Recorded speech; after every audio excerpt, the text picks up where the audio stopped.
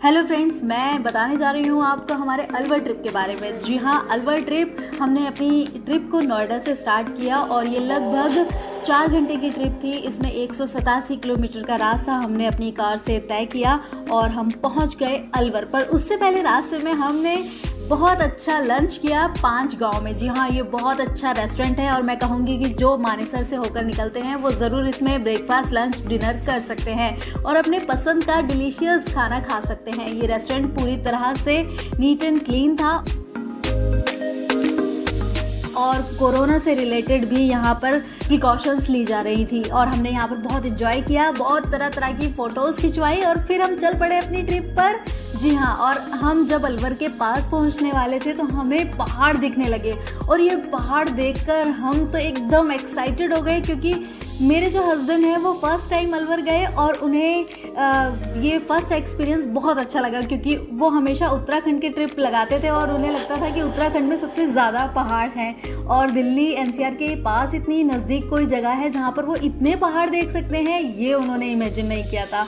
और आप देख सकते हैं कि रास्ते में आपको सामने पहाड़ दिख रहे हैं, टर्न हो रही है गाड़ी, फिर पहाड़ दिख रहे हैं। तो ये अरावली श्रृंखला है जो दिल्ली से लेकर अलवर तक है और ये काफ़ी आगे भी जाती है। और अलवर जो शहर है वो पहाड़ों के एकदम बीच में है और बहुत मज़ा आ रहा था हमें इस ट्रिप पर।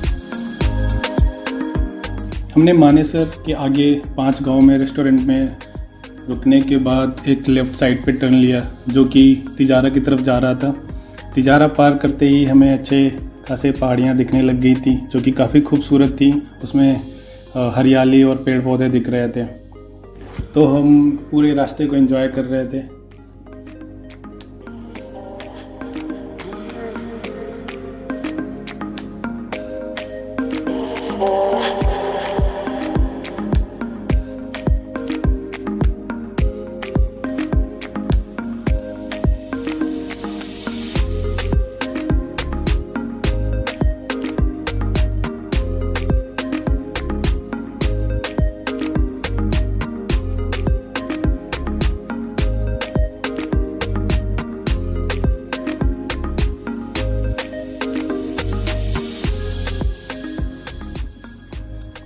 और इसके बाद हम पहुंच गए अलवर।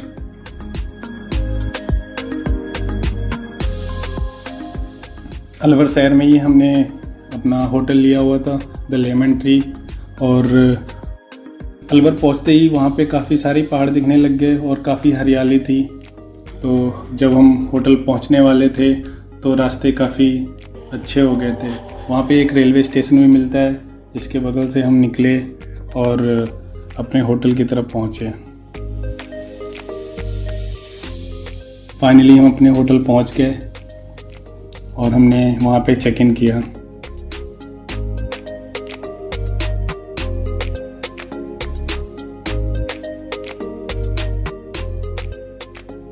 होटल काफ़ी अच्छा था, साफ़ सुथरा। हमने गाड़ी पार्क पे लगाई।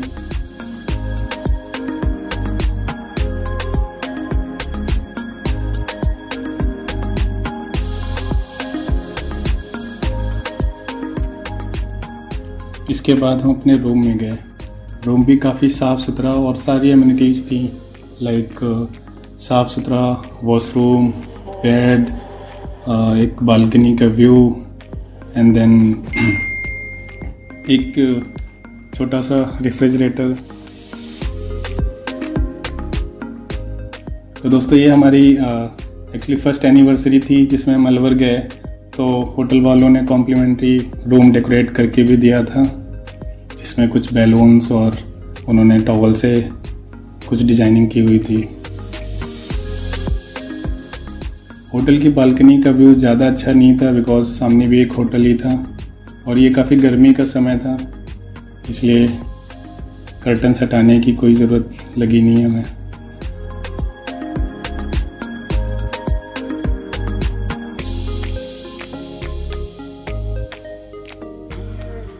तो ये डेकोरेशन मेरी वाइफ के लिए सरप्राइज़ था, बट उसका मज़ा मैंने ही उठाया।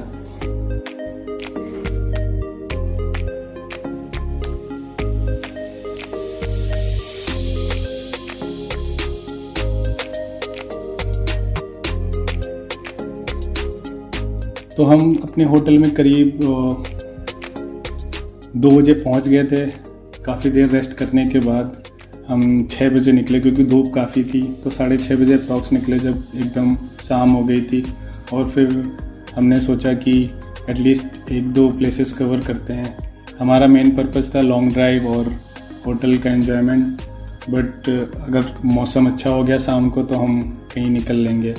तो दोस्तों, काफ़ी पता करने के बाद हमें पता चला कि सिलीसेड लेक जो कि अच्छी चीज़ हो सकती है घूमने के लिए। तो हम 6:30 बजे निकल गए सिलीसेड लेक के लिए। जब होटल से निकले तो काफ़ी सही व्यूज़ आने लग गए, और शाम का सनसेट का भी टाइम हो रहा था, और काफ़ी हिल्स थी जो कि काफ़ी सही सीन्स क्रिएट कर रही थी।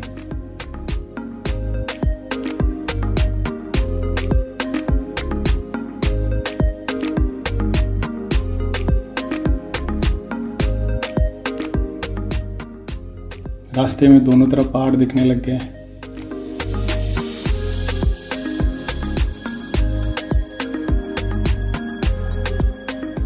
और फिर कुछ पतले रास्ते भी आए जो कि बहुत पतले थे, और आसपास काफ़ी हरियाली और झाड़ियाँ दिखने लग गई। तो होटल से सिलीसेड लेक का रास्ता करीब 10 किलोमीटर का था, जिसमें हमें अप्रॉक्स आधा घंटा लगा, और हम अप्रॉक्स 7 बजे पहुंच गए सिलीसेड लेक। कुछ और भी पतले रास्ते मिले।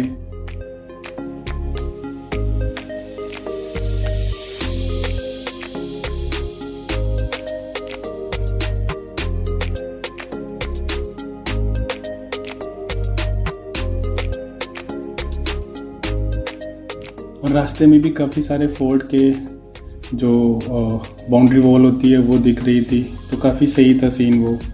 और 7 बजे हमने सिलीसेड लेक पे एंट्री करी।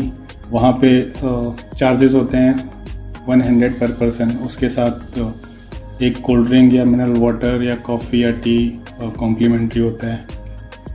तो हमने टिकट लेने के बाद जो मंदिर गए, तो फ्रेंड्स यहाँ पे एक सिलीसेड पैलेस भी है, जो कि एक छोटा सा होटल कह सकते हैं आप। उसमें एक छोटा सा रेस्टोरेंट भी है, और वो लेक के एकदम किनारे है। यहाँ पे बोटिंग भी होती है, और जितना हमने एक्सपेक्ट किया था उससे ये लेक काफ़ी बड़ी थी, और ये काफ़ी ऊंचाई में भी है। तो यहाँ से सीन बहुत अच्छे आते हैं, पहाड़ों के बीच में एक लेक।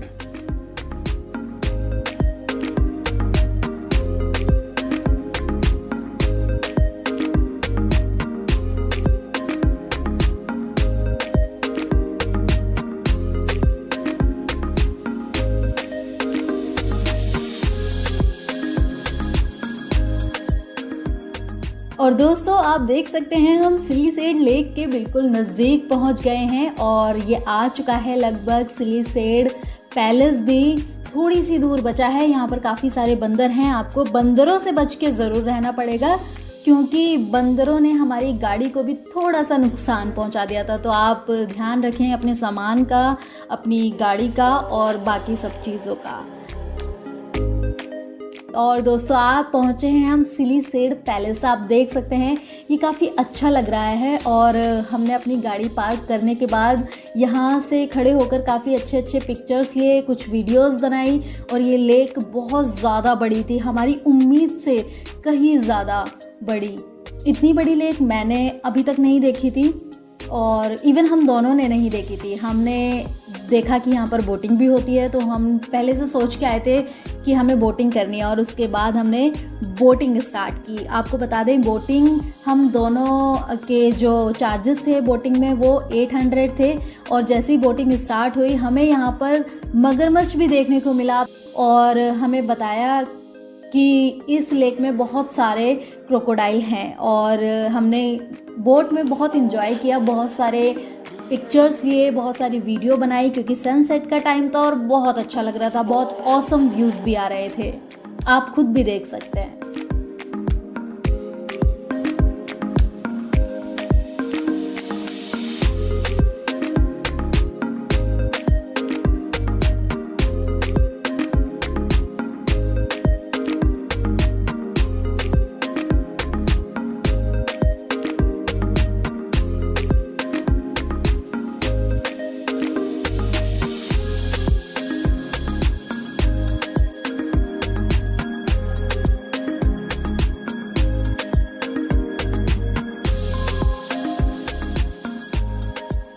ये बहुत अच्छा नज़ारा था। उसके बाद बोटिंग करने के बाद हम आए सिलिसिड पैलेस में, जहाँ पर एक छोटा सा रेस्टोरेंट था, जहाँ पर हमें अपनी टिकट का कॉम्प्लीमेंट्री मिलने वाला था, जिसमें आप टी, कॉफ़ी या पानी ले सकते हैं और एक कोल्ड ड्रिंक भी आप ले सकते हैं। तो कोई एक सामान आप अपनी टिकट से यहाँ पर ले सकते हैं।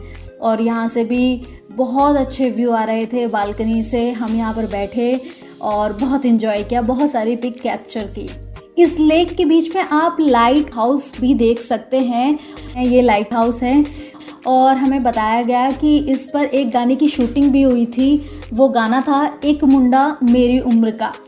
और जैसा कि मैंने आपको बताया था कि यहाँ बंदर बहुत हैं, तो हमारी जो कोल्ड ड्रिंक बची थी और जो पानी बचा था, वहाँ पर आकर बंदर ने अपना हक जमा लिया और फिर उसने हमें वहाँ से कुछ नहीं ले जाने दिया।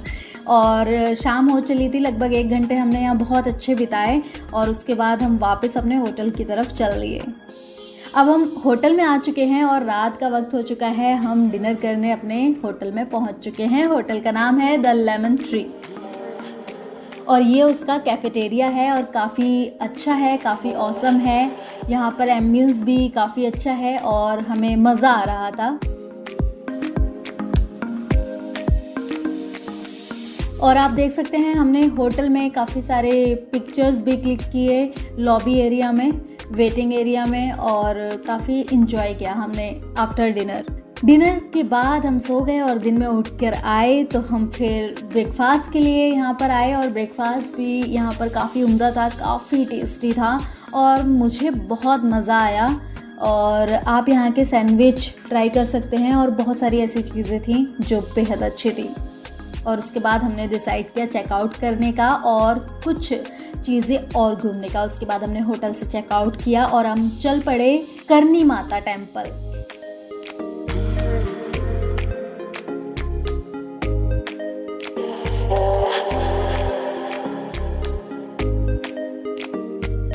जहाँ पर पहुँचने के लिए लगभग 40 मिनट का समय लगना था। और आप देख सकते हैं रास्ता शहर के बीच से है।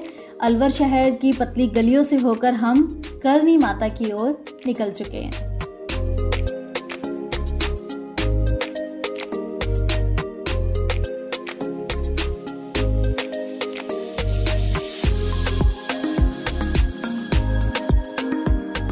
तो जो करनी माता का टेम्पल है वो पहले सबके लिए ओपन हुआ करता था, बट अब उसे सरिस्का टाइगर रिजर्व के अंदर कर लिया गया है।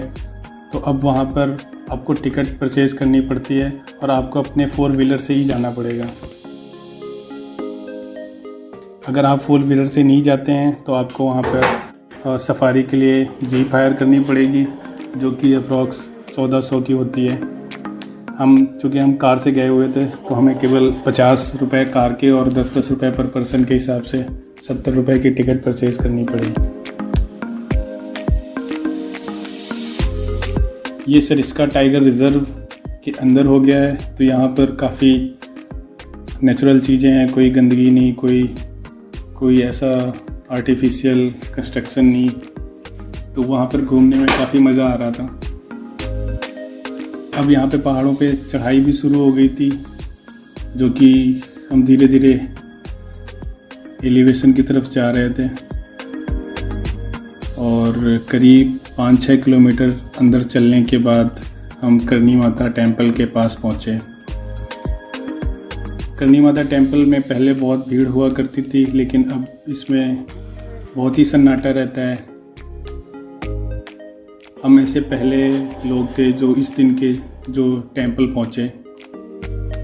पूरे रास्ते हमें एक भी कार, एक भी बाइक, स्कूटी कुछ भी नहीं दिखी, केवल पंडित जी दिखे। लेकिन रास्ते बहुत अच्छे थे, आपको पूरा उत्तराखंड की याद आएगी। मुझे बिल्कुल बिलीव नहीं हो रहा था कि अलवर में भी इतनी ऊंची पहाड़ियाँ हो सकती हैं और इतने अच्छे खूबसूरत रास्ते हो सकते हैं। ये आप देख सकते हो कि वहाँ पे जो किले, फोर्ट वगैरह हैं वो काफ़ी खूबसूरत बने हुए हैं। अब ये करनी माता के मंदिर पहुँचे हम, वहाँ पे जो स्टेयर्स हैं वो नीचे की तरफ जाती हुई। तो हमें काफ़ी कन्फ्यूज़न हो रहा था क्योंकि वहाँ पर मंदिर में कोई भी नहीं था, बट वहाँ पर बोर्ड देख के हम लोग टेम्पल की तरफ गए। टेम्पल में जब हम लोग नीचे पहुँचे तो वहाँ पर हमें कुछ हिरन भी दिखे और पूरा सन्नाटा था। मंदिर में केवल एक पुजारी थे। हम लोगों ने अच्छे से पूजा वगैरह करी, दर्शन किए। इसके बाद यहाँ पर एक मान्यता है कि करणी माता के टेम्पल में आप अगर स्टोन से घर बनाओगे तो आपका भी घर बन जाएगा।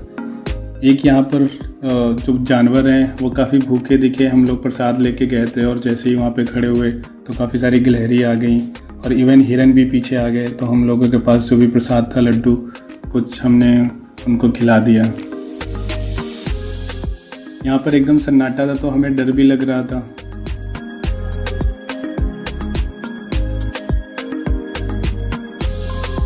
लेकिन हम थोड़ा जल्दी से अपनी कार की तरफ वापस आ गए।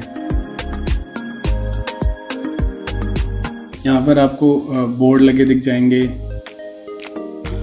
टाइगर और बाघ से रिलेटेड, और पंडित जी ने भी बताया कि यहाँ पर एक बाघ रहता है।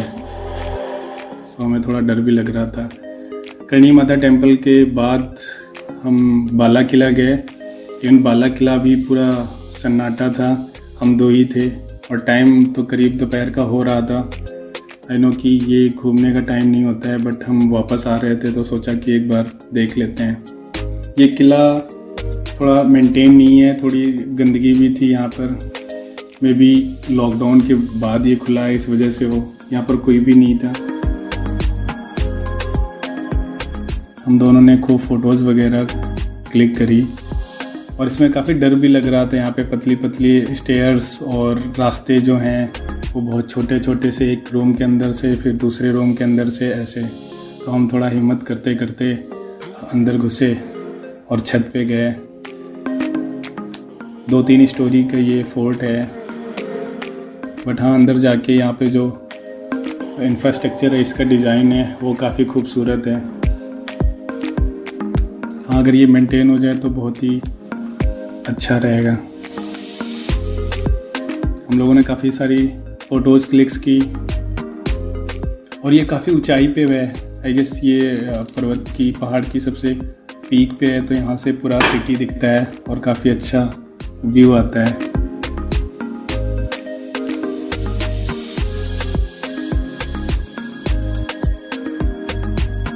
हम दो अकेले ही थे, फिर भी हमने अच्छे से एक्सप्लोर किया पूरा किला।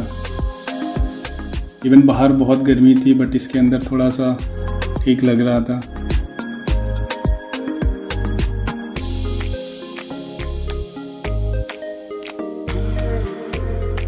और ये किला थोड़ा सा भूल भुलैया टाइप का है। आप अगर काफ़ी सारे लोग हैं और इधर उधर भाग रहे हैं तो यहाँ पे खो सकते हैं। बट हाँ यहाँ का कंस्ट्रक्शन बहुत ही अच्छा है, तो आप यहाँ पे पिक्चर्स क्लिक कर सकते हो। इसके बाद हम वापस आ गए और सेम रास्ता था जिससे हमने एंट्री करी थी, और करीब 6-7 किलोमीटर नीचे उतरना पड़ता है आपको वापस एंट्री गेट पे आने के लिए।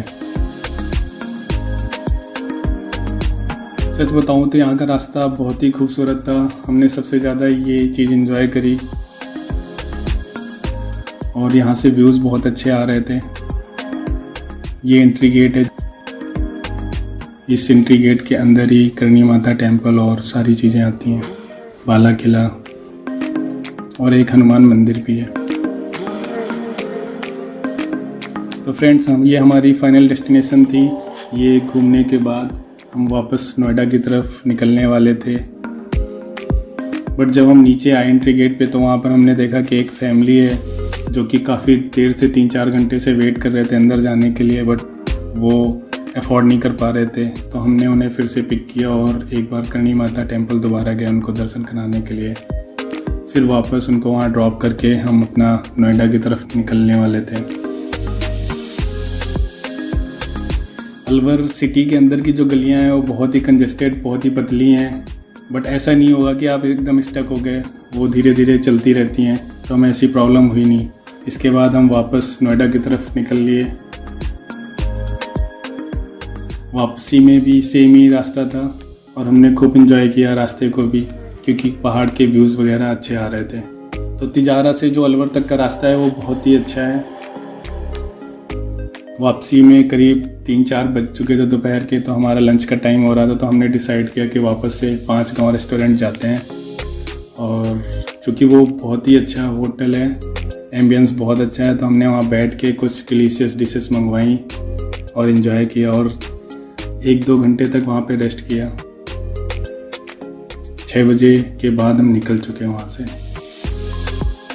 दोस्तों, आपको ये वीडियो कैसा लगा इसके बारे में हमें कमेंट बॉक्स में ज़रूर बताएं और साथ ही हमारे चैनल को सब्सक्राइब करना ना भूलें और इस वीडियो को लाइक ज़रूर करें।